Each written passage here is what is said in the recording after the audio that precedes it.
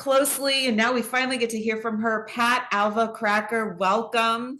Pat is a business coach and philanthropist, and she is a serial entrepreneur with a passion for innovation, leadership, and creativity.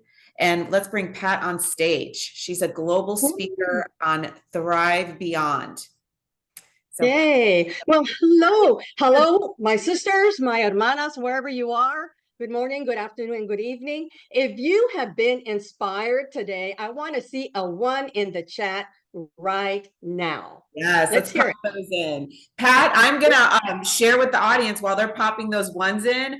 Fun fact about you, and it sounds like you and Deb have something in common. You were a student pilot. Go, Pat. That's awesome. And then the music And that's inspiring Pat to add to your playlist is music by Paul Taylor. He is a jazz artist. Paul Taylor. We had another jazz artist yesterday, inspiring.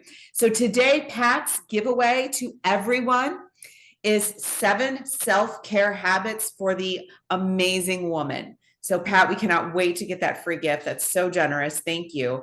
And Pat's big giveaway, so you want to pay attention to every word Pat is saying, is this. It's a human design assessment private coaching session with Pat, valued at over $550. So Pat, thank you for that generous gift. We are so excited.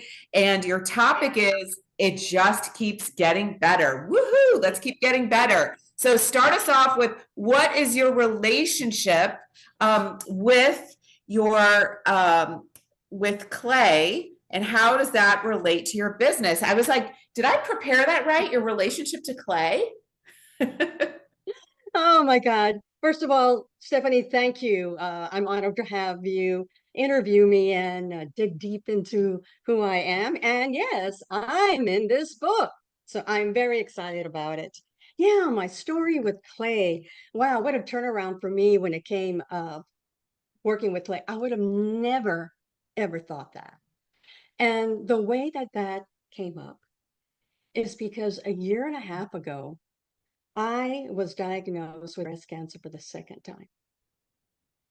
And I said, I have to put my business on hold and just focus on getting myself healthy. So, stopping the community work, stopping the business, stopping networking, all of that. And I made a commitment to myself and my higher self saying, at the end of the year, higher self, you'll tell me what my next chapter is going to look like because I'm reimagining myself and my business. And what came was, you're going to be a potter. And I'm like, you have got to be kidding me. Me, a potter, and you're going to be a potter. And over, you're going to be a potter. I'm like, okay. So I signed up for a class and I've been coaching, I've been under the instruction of different people for a year. And so this is one of my works right here, this Christmas tree. This Wow, is one of my pieces. I'm so proud of it. You love have it. no idea. My relationship with clay is this, is that I learned that when we create, it takes 3 people. It takes your intuition, your higher self, however you want to call it. And in my case, it was my hands and it was clay. And so we would meet in class and we would work together. And the clay is turned out to be my friend. The clay turned out to be my teacher. What she taught me was that you cannot rush creativity. You have to allow your higher self, your hands, and me to create what's supposed to be created at this time. And that means, Pat, that you have to be fully present, have a quiet mind, and allow yourself just to be in the moment. She also taught me that because you're hand building, it's not going to be perfect. So allow yourself to enjoy me and create the vision that's been given to you, knowing that hand building is always imperfect. Otherwise, it would be built by a machine. So I have been actually documenting my process with clay. And every time I go to class, I come home and I write down, what did she teach me today? And it's been an amazing story and how much I've evolved in working with clay and actually claiming I'm an artist. Mm, that's beautiful. I mean, talk about listening to that higher self. Pat, I love how you term that, it is your higher self, and you could not ignore the calling. You had to do it. You had to work with clay. And then clearly it has brought out all this creativity. You now have stories to tell. You have a new medium to work with. So because you are a business coach, you know, so you understand that, the left and right brain, right? We were just hearing Yeah. about that. So how does someone no, I'm going to shift gears here. How does someone fall in love as an entrepreneur with technology? Because you're dealing with this really creative side, but then you have this doing side that has to get done. Yeah, really. And I have 35 years of experience in technology. So making that shift to art is amazing. And it's like, I never would have thought it. But women over 45 uh, have this love and hate game with technology. And we tell ourselves, I can't keep up with it. Well, keeping up with it is like trying to keep up with your grandkids, right? They're all growing and running and you can't keep up with them. And I'm just like, stop. When it comes to technology, there's probably one tool that you need to help you in your business. And we go in thinking that we have to know this tool and Instagram and Canly and la da da da da. And we get overwhelmed and we don't do anything. And I had a client, Maria, who experienced that. She joined a new team and she said, Pat, I feel like I'm one step behind. And I said, let's do a learning strategy for you. Let's identify the tools that you think you really need and narrow it down to the one that you really need to learn. And let's make time on your calendar for 30 minutes to learn that one. So don't let it overwhelm you. Just pick that one tool. Take a baby step. There's a lot of free education on that one tool that you need. Now, what is that one tool that you want to learn? Put it in the chat. What is that one tool you want to learn? Because there may be someone in this room that knows it so well they can mentor you. That's right. Yeah, that's the power of the community. So thank you for giving us a safe space to admit when technology feels overwhelming and intimidating. So yeah, I'd be interested to see what everyone pops into the chat there. So Pat, how do women feel, or how would you advise women to deal with the feelings of now what after their career hits success, right? So we've been talking about this, like we hit these certain levels. Now what? And I'm guessing you're going to lead us to some inner alignment again, but please. Yeah, well, what that's been a common thread today, hasn't it been? About finding passion and what are we supposed to be doing? And women 45 and over usually get to a point where they have reached the pinnacle of their career, they've reached the pinnacle of their business and been on TED Talks, they made $1 million, yada, yada, yada. And now they're like, what now? Right? It's what now? So when I work with clients who are in that stage, my question is, what did you put on hold that used to bring you so much joy and fun that you put it on hold to work your career or your business? What was that one? And we go back and, well, you know what? And I used to like to paper mache. I used to like to write books. I used to do blah, blah, blah. When I was younger, I was always doing, X, Y, and Z. I was always running and I was always, it's what were you doing before you actually got into your career and your business that you decided you were going to put on hold?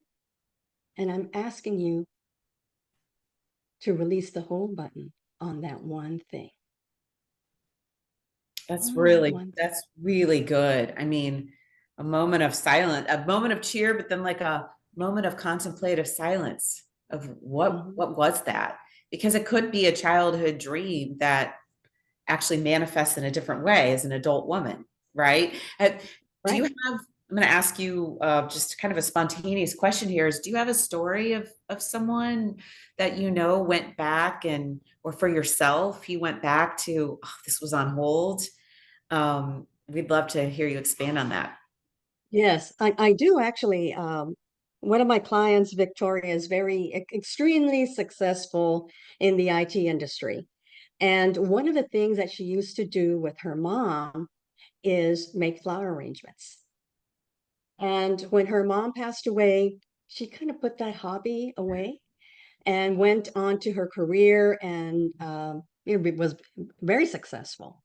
And she had the question of, I'm I'm at a point where I've done everything that I want to do in my career and I don't know what to look back at. And we talked about, well, what did you do? What did you do with your mom? What were some hobbies that you did with your sister? What were the things that you did with your family that were just brought you so much joy? And she went back and remembered, I used to make flower arrangements with my mom. That's so And the next touching. thing you know, she's doing flower arrangements for special events, baby showers. Who would have known? Just asking that one question. Wow. We That's a always have the great. answer in here. It's we just need to stop and listen. That's right. Oh, that's so good, Pat. That gave me goosebumps. All right. So talk to us because there's a lot of transitions that we're inferring, right? There's the transition of changing your mind and leveling up into something different, but that can bring along feelings of anxiety, right? Worry, doubt, fear. Can you talk to us about that transition anxiety? Yeah, I want to share a statistic with you. AARP said that 1 out of 3 women that are between the ages of 45 and 64 experience anxiety on some level when they're talking about career changes. The other two hope that they never have to update their profile on LinkedIn. Oh, there's people on this call that can relate to that.